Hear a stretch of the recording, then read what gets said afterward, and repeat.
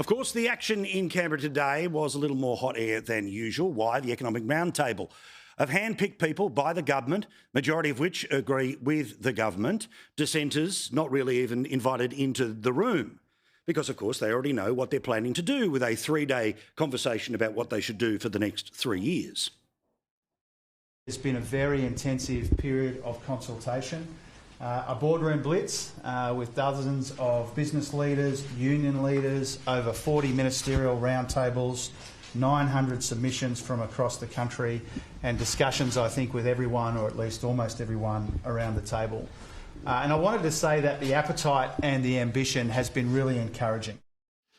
On 900 submissions. There are literally more people that are directly affected by the greyhound ban, which is 1,000 people, in Tasmania than the people that have actually put forward ideas, or at least the ones that have been accepted to be discussed and then whittled down into the ones they already want to get to. But I couldn't help but think of what I was watching today and many of the interviews about what has been happening today, that when you look at this economic roundtable, it reminds me a little bit like, you know how there are those songs all of our lives we've just sung along with, and then one day you actually realise what the words are and you go, oh, okay, that's weird. Or like some of the greatest songs of all time, like Bohemian Rhapsody. Scaramouche, Scaramouche, do you do the fandango? What the heck does that mean? No one knows, but it sounds like a song and we all sing along, especially at the right time, in between Daryl Braithwaite and John Farnham at a wedding. But a perfect example of the Scaramouche, Scaramouche, do you do the fandango, thunderbolts and lightning, very, very frightening, Galileo, okay, you get the point. The weirdness, when words are there, but it's all empty calories, it's all fairy floss talk. If you spoke like this to a normal human being, they just look at you and go, what? This is some of the Radio Gaga that they were doing today in Canberra. Big economic challenges confront us, and our collective ambition needs to meet this moment. We come in very optimistically. We're hoping to evolve and develop some good ideas over the next 3 days. We're hoping those ideas get on the table. There's an appetite for ideas. And we all know here in this room that the job of reform is never done. We need to make sure that that government-to-government collaboration, making sure that that business-to-business understanding is enhanced. It's great to have this conversation, I think. Already it's a success given all the attention, all the ideas and the debate that it's spurred. Magnifico. Honestly, I think I'm aware of what they're saying. But so often the people who become the people who end up in a room like this are people who are so well practiced at being able to sort of say everything and nothing at the same time. Now, despite the fact that the Treasurer said this about how important it was for all of those people who already agree with the government to be in the room to tell the government what they are already agreeing to do in the next 3 years. Now, we have filled this room with your experience and your expertise. We have opened that door to you, and we are genuinely opening our minds to your ideas. These people are so bright, so magnificent, that apparently they can't be trusted with mobile phones. Now, these people all know how to have them on silent. Maybe even they all know how to put them on aeroplane mode. But you were not allowed today, if you were one of the handpicked to tell the government what they already know they're going to do, that you were not allowed to take in your phone, you weren't able to have a laptop, everything was old school. So in a conversation that is about the productivity of Australia a quarter of the way into the 21st century, we were pretending it was 1975, not 2025. More to what the Financial Review wrote about the very settings that all of these great, wonderful minds weren't really trusted. When the nation's power brokers filled the Treasurer's Economic Reform Roundtable this morning, they left behind sunlight and handed over their phones, as everyone must when they enter the Cabinet room in Parliament House.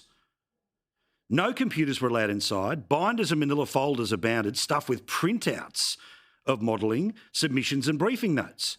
Anyone who wants to refer to material over the next 3 days has to lug in a hard copy, giving the long table look of an analogue era strategy session.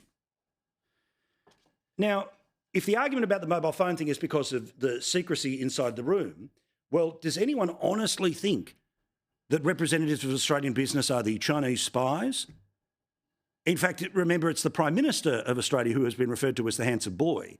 It is the Prime Minister of Australia who receives praise from China while silence from the United States or criticism from Israel. So it can't be that reason.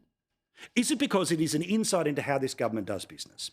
Put simply, if you qualified to get anywhere near the room, then it's an opportunity to kiss the ring. But more importantly than that, this government is terrible when it comes to transparency. You see, they just want to announce what the decision is at the end. They do not want anyone to know what the ideas are that they are discussing. Now, imagine that in government you're generally offered 3 options. The one that will actually fix the problem but will be politically terrible. The one that sort of touches the problem but doesn't really change anything. Or the thing that just requires more inquiries and we're looking at the problem but we're not actually doing anything about it. Government always ends up choosing probably that one, sometimes that one, depending on how much money there is or isn't in the bank. But because the federal budget, of course, as I've told you, $1 trillion debt, structural deficits for the next 40 years, which will mean trillions of dollars debt, we're dealing with the third one, where all of the empty words, the empty calories, the Queen lyrics, and I love Queen, are just being thrown around a room that's already decided these things. Now, compare this with an actual meeting of life and death issues. The conversation involving multiple world leaders, the presidents of the United States and Zelensky. Now, they weren't all sitting there banging away on their phones, but they also were sitting there thumbing through a whole bunch of manila folders. If that is the way a meeting can be done to try to decide whether a war that could go from a very significant regional conflict to being shut down or being escalated into the beginnings of World War III, I think you might be able to trust the person from the Business Council with a laptop to be able to have a look at the same graph as everyone else. Interestingly, there was another roundtable that took place just before this economic roundtable, and it was done by our friend and colleague, Joe Hildebrand, for the Daily Telegraph. He decided to sit down with half a dozen people who are actually at the coalface of Australian business. These are the people who are hiring people. These are the people who are paying rent. These are the people who are keeping our economy alive.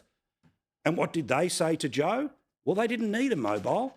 They didn't even need a note because they had life experience, something most of the people in that room today, especially the Prime Minister, whose exposure to private industry was working as a bank teller in the 1980s, or the bloke whose doctorate is in the spin of Paul Keating.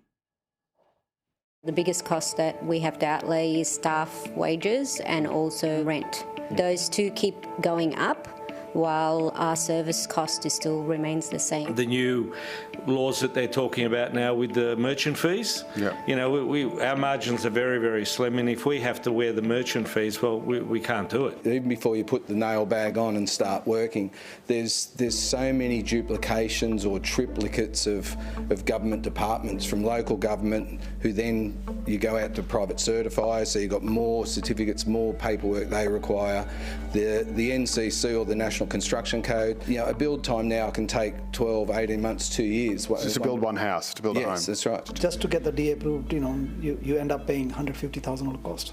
Wow. Just for the paperwork. Then after that, you fit out maybe $500,000. There's a lot of bureaucracy. The Medicare billing has not really changed over the last decade, so the rebate is not really that different, which means that as the cost of rent and everything else has gone up, we don't have enough of a profit to pay for those sorts of things.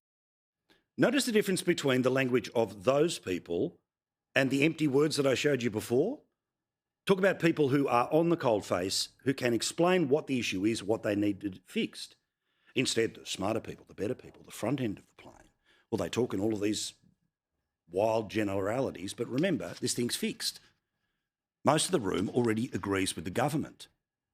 Most of the room will help the government achieve what the government wants to achieve. What you got to see there was actual people with actual problems offering actual solutions, as opposed to the Canberra bubble effect. And we know, of course, which one the media is going to pay all of its attention to. Will they do the same work that Joe and the Telegraph did? No. Oh, no, because it's just an opportunity for us to look like, here we are, we're Hawke and Keating. But unlike Hawke and Keating, we get along. He pats the dog. There's no curability agreement between these guys. No, it's elbow rules forever and Chalmers will just sit there and take it. Well, at least for the first 25 terms that they'll be in office.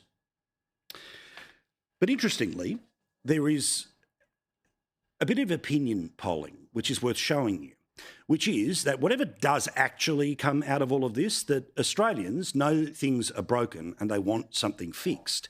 In fact, if you have a look here at all of the options, just pay attention to the colour, don't worry about everything else, where, put simply, the dark blue is you should wait to the next election if there's a big idea, the yellow is just get on with it, and the grey is I've got something else to do. 51% of people say the government should act on big ideas now. Don't wait over the next 3 years. About half of all Labor voters, almost half of coalition voters, and other voters, being everything from the Teals to One Nation, they too want action. So while the empty calories is one thing, you do have people who have concrete solutions for what should be happening in our country. They're talking to Joe, they're on the Telegraph, and they'll be on the television tomorrow because Ross Greenwood is going to be hosting the real Productivity Roundtable. Now, you can watch the real Productivity Roundtable tomorrow at 10 to 10 on Sky News Extra. There'll be highlights on the main channel, but please, Sky News Extra. That is available to all of the customers, be they Flash, Foxtel, or become a member of Sky News for just $5. You'll be able to see this, and believe me, it'll be great viewing.